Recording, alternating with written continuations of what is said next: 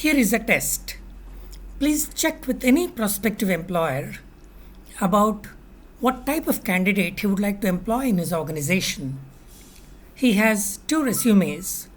First one is of a highly skilled, knowledgeable, but somewhat rude, and someone who thinks that he is a prima donna. The other candidate is technically average, but has excellent manners and, more importantly, willing to learn and admit his shortcomings readily. Whom will he choose? In all likelihood, the second candidate would be selected. Knowledge can be acquired, but the right attitude and temperament are non cognitive and largely genetic in nature. One of the vexed and unresolved problems in the vocational education ecosystem is of students dropping out from the training and not pursuing the job in case he or she has been offered one. Time and again, we have witnessed the scenario of batches after batches discontinuing the training halfway through. This is despite so many incentives and allurements which are offered to them to continue the training.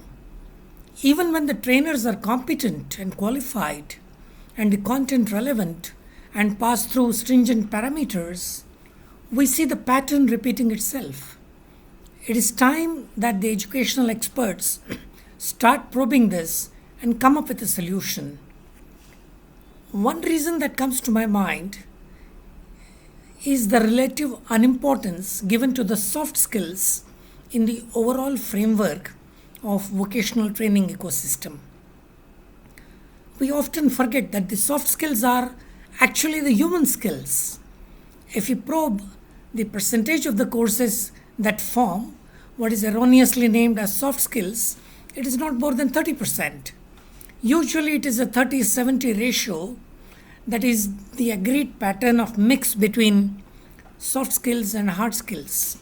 It's my belief, based on many years of research, that lack of serious content with depth and effective delivery of soft skills is one major cause of students' complete disenchantment with overall training, which is resulting in that leaving training or continuing in employment, as well as lack of interest in becoming an entrepreneur. I have in the first place serious objection to using the term soft in describing the non-cognitive skills. We all agree that non-cognitive skills form the foundation for learning. If that be so, how can we label it as soft and give relatively less importance? Imagine a skyscraper being built in which the foundation is soft and forms only 30% of the overall structure.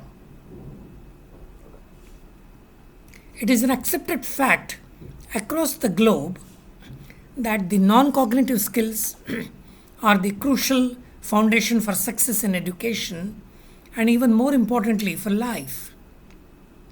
European Centre for the Development of Vocational Training, their survey data shows that most of the jobs which are anticipated to expand until 2025 require at least a moderate level of digital skills but a high level of non-cognitive skills. These forecasts find reflection in the situation of workers who are expected to earn more in occupations that require a combination of non-cognitive skills with moderate or advanced use of ICT skills. In addition, since the 80s, the increasing importance for social skills in the labor market, the skills in which humans have advantage over machines, translates into observed higher wage premiums. Yet, we find very few vocational training institutions investing in the top of the line content creation for these soft or human skills. Almost all discussions of non-cognitive skills include an explanatory list of traits. To name a few: persistence, self-discipline, focus, locus of control, confidence, teamwork, organization, seeking help, staying on task, so on and so forth. that obsession to explain persists, even though non cognitive has been a topic of discussion in education circle for years.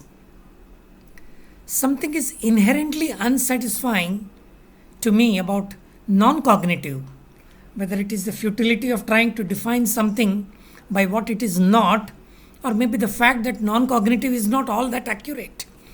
Maybe we should start using the word baseline skills rather than non cognitive skills.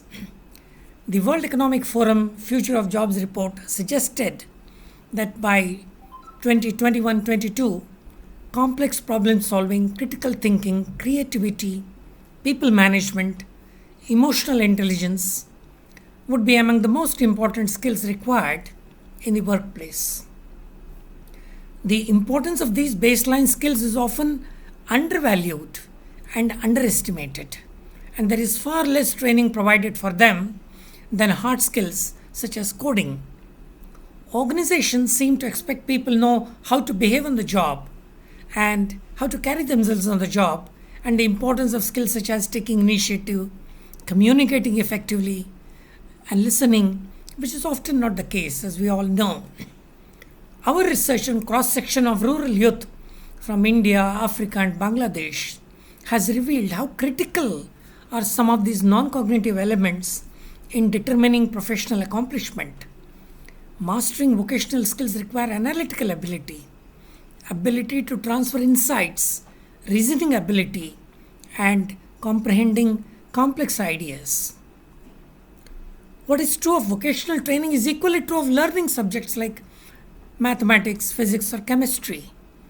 The level of accomplishment that a student can hope to achieve is related to his metacognition, passion for learning, and self efficacy. And in shaping these foundations, the role of the instructor, the classroom ambience, and the delivery also play a critical role. If this be so, then the soft skills are the backbone for acquiring the hard skills. I think that to term these skills as soft is doing injustice to the profound impact these traits have in building the base. It is also a sad reality that the quality of instructors who deliver these so called soft skills is far from desired. Firstly, as pointed out earlier, they have a very limited understanding, most of them, limited understanding of the non cognitive factors. They usually confine their teaching to some basic topics like communication, team building, conflict avoidance, etc. The more important elements of injecting the passion and drive are often overlooked, and that explains the reluctance of many students to continue the training and leave it halfway through and not pursue the professional career seriously.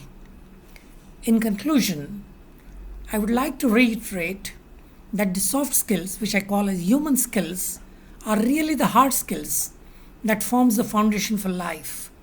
We need qualified instructors, in-depth content, appropriate duration that will produce a well-mannered team player who is sincere, helpful, attentive, and friendly. To conclude, it is hard to change post-training behavior and perseverance directly without addressing academic mindsets and effective learning strategies. And these strategies must be recalibrated to the scope and depth of the so called soft, but in reality, the hard skills. Thank you very much.